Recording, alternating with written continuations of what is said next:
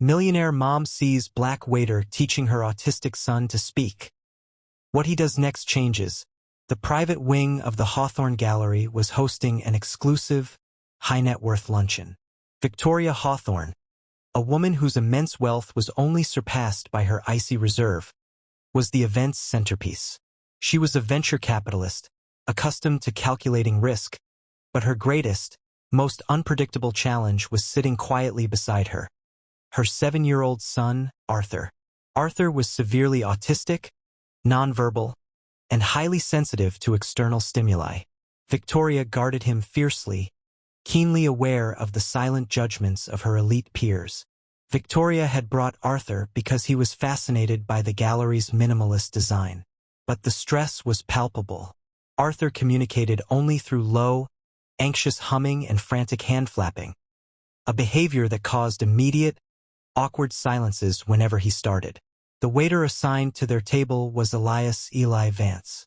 Eli was tall, quiet, and moved with a grace that suggested professional dance training, not just table service. He was an art major working 2 jobs, a man whose real life began when his shift ended. Arthur, overwhelmed by the light reflecting off a glass sculpture, began to melt down. His humming escalated into a loud, frantic drone, and his hands began beating against the table edge. The entire table paused, looking down or away. Victoria's face tightened with familiar shame and frustration. "Arthur, please, sweetheart," Victoria whispered, trying to grasp his wrists, but touch only made it worse. The murmuring began immediately from the guests. "Oh, poor Victoria. She really shouldn't bring him to these things." Eli, who was approaching the table with a tray of sparkling water, stopped. He saw the genuine distress in the boy's eyes, not just a disruption. He saw a complex internal world screaming to get out. Ignoring every protocol about interfering with guests, Eli did the unthinkable. He put the tray down on the nearest empty table, then walked slowly toward Arthur. Victoria glared at him, ready to fire him on the spot. "Waiter, step away. You are not authorized to approach my son." Eli didn't look at her. He looked only at Arthur. He sat down slowly on the plush carpet beside the boy's chair, making himself small. The entire room was silent, watching the train wreck unfold. Then Eli did something nobody expected. He didn't speak. He didn't touch.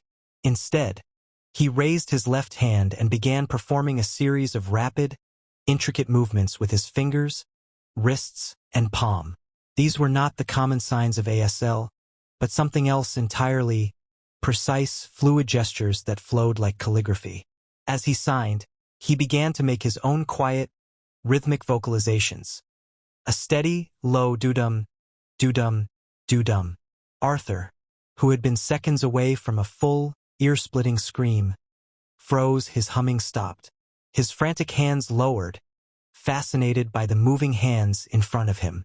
Eli was performing the Sanskrit hand language of music, a technique he had learned from his grandmother, who was a master music therapist and worked with profoundly deaf children. It used rhythm and physical structure to translate emotion into a controlled, visual narrative. Eli's hands moved slower now, communicating a feeling of profound calm. Then, he performed a complex spiral movement with his fingers and softly vocalized a rising pitch. Aortor. He paused. Arthur's eyes were locked on Eli's fingers. He took a deep, shuddering breath, a sound that made Victoria's heart leap. Then, Arthur slowly, deliberately, mimicked the complex spiral movement with his own fingers, and from his throat came a slightly rough, but perfectly intelligible sound. You are. The guests were aghast. By the hotel? The next morning, Eli showed up for his 8 a.m. shift, only to find the entire front lobby of the Grand Renaissance swarming with reporters and black-suited security guards.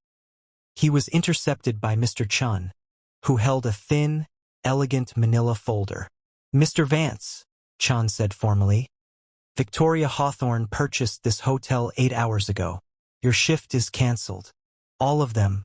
Forever." Eli's heart sank. "I understand. Did I mess up the reservation?" Was I fired?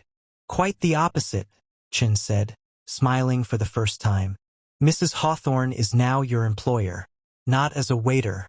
She has liquidated 3 major assets to fund a new initiative, the Arthur Hawthorne Center for Nonverbal Communication.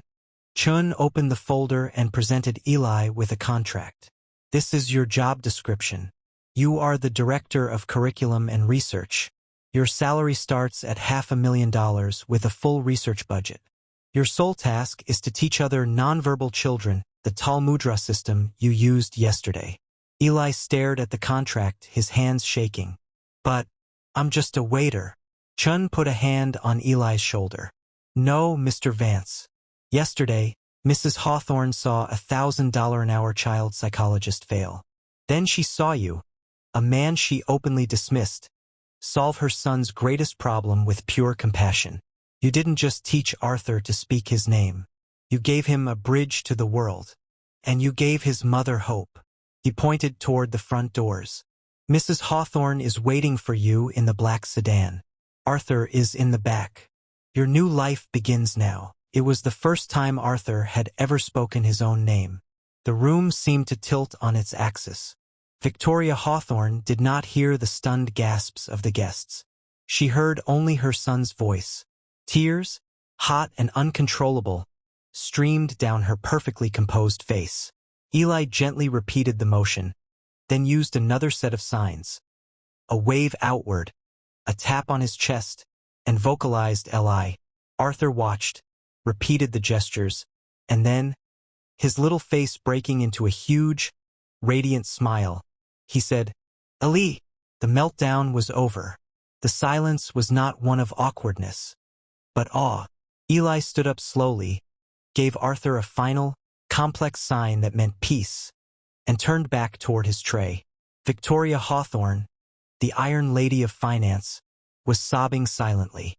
She fumbled in her purse, pulling out a huge stack of cash, hundreds of dollars, and tried to press it into Eli's hand. "Please take it," she choked out. "This is for saving him, for teaching him. I didn't even know. What is that language?" Eli politely declined the cash, his professionalism returning instantly. "It's called Talmudra, ma'am, a language of rhythm. It just helps structure the noise for him. I'm glad it worked. Now, please excuse me, I need to serve the salmon." Eli turned to leave, but Victoria was done with the luncheon. She picked up Arthur, holding him tightly, and stormed out of the private room, but not before issuing a command to her stunned personal assistant, Mr. Chun. "Chun, cancel all my meetings for the week. Find out everything about that waiter. His full name, his training, his dreams. And you are to buy that hotel. I want the deed to the Grand Renaissance on my desk by tomorrow morning."